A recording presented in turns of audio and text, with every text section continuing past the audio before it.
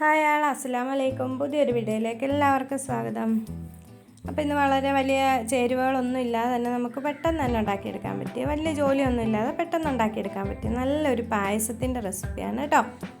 അപ്പോൾ ഈ ഒരു പായസം കഴിച്ചാൽ അതിനകത്ത് ചേരുവ എന്താണെന്ന് പോലും നമുക്ക് മനസ്സിലാകത്തില്ല, അത്ര പെർഫെക്റ്റ് ആയിട്ട് ഉണ്ടാക്കിയെടുക്കാൻ പറ്റിയ നല്ല ടേസ്റ്റി ആയിട്ടുള്ള ഒരു പായസം.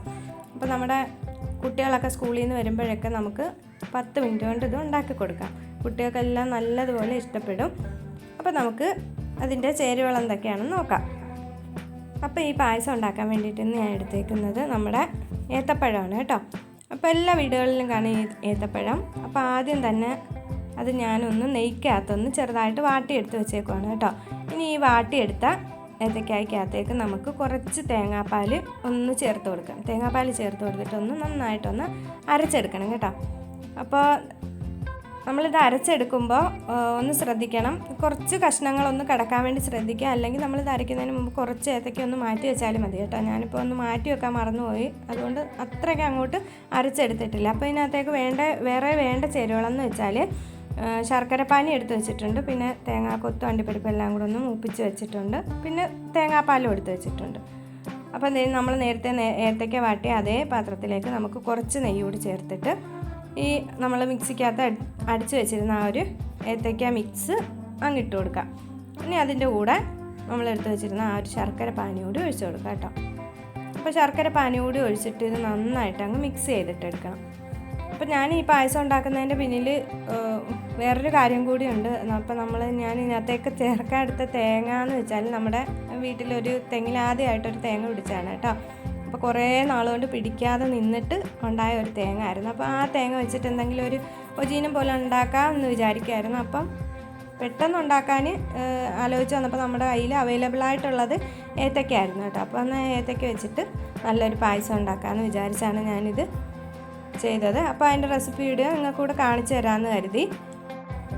അപ്പം നമ്മുടെ ശർക്കരയും ഏത്തയ്ക്കായോട് മൊത്തം ശർക്കരപ്പാനി ചേർത്ത് കൊടുത്തിട്ടുണ്ട് കേട്ടോ. ഏത്തയ്ക്കായോട് ചേർത്ത് നന്നായിട്ട് അങ്ങ് മിക്സ് ചെയ്ത് കൊടുക്കാം.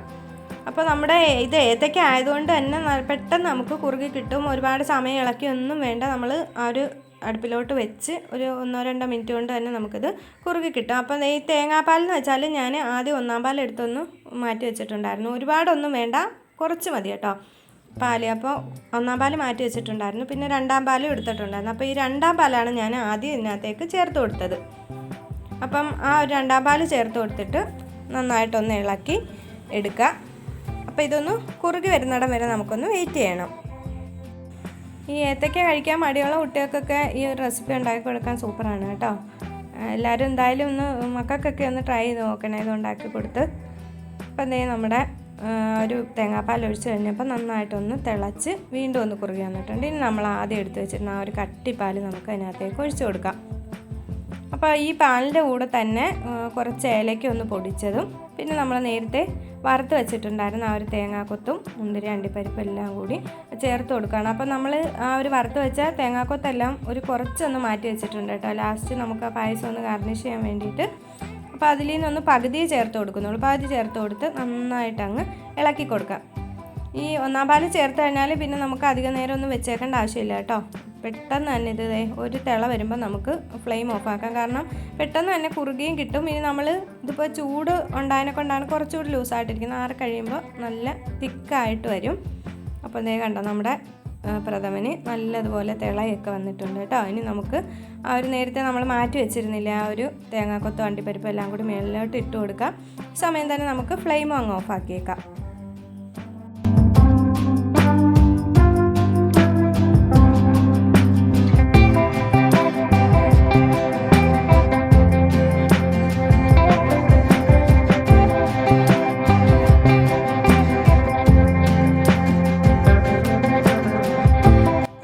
അപ്പം അരമണിക്കൂറിന് ശേഷം നമ്മുടെ പായസം നന്നായിട്ട് ചൂടൊക്കെ പോയി നല്ല തണുത്ത് കുറച്ചുകൂടി തിക്കായിട്ട് വന്നിട്ടുണ്ട് കേട്ടോ. ഇത് നമുക്ക് കണ്ടാൽ തന്നെ അറിയാം, നല്ല സൂപ്പർ ടേസ്റ്റിയാണ് കേട്ടോ. അപ്പോൾ ഈ ഒരു റെസിപ്പി എല്ലാവരും എന്തായാലും ട്രൈ ചെയ്ത് നോക്കണം കേട്ടോ. ട്രൈ ചെയ്ത് നോക്കിയിട്ട് നിങ്ങളുടെ ഫീഡ്ബാക്ക് ഒന്ന് അറിയിക്കണേ. അപ്പോൾ നമ്മുടെ വീഡിയോ ഇഷ്ടപ്പെട്ടെന്നുണ്ടെങ്കിൽ ഈ ചാനലൊന്ന് സബ്സ്ക്രൈബ് ചെയ്ത് സപ്പോർട്ട് ചെയ്യണം. നിങ്ങളുടെ സപ്പോർട്ടാണ് നമ്മുടെ മുന്നോട്ട് നമുക്ക് പോകാൻ പറ്റുള്ളൂ. സപ്പോർട്ട് ഉണ്ടെങ്കിൽ മാത്രമേ പോകാൻ പറ്റുള്ളൂ. അപ്പോൾ സബ്സ്ക്രൈബ് ചെയ്ത് സപ്പോർട്ട് ചെയ്യണം. ഒപ്പം ലൈക്ക് ചെയ്യാനും കമൻറ്റ് ചെയ്യാനും ആർക്കെങ്കിലുമൊക്കെ ഷെയർ ചെയ്ത് കൊടുക്കാനും ഒന്നും മറക്കണ്ട.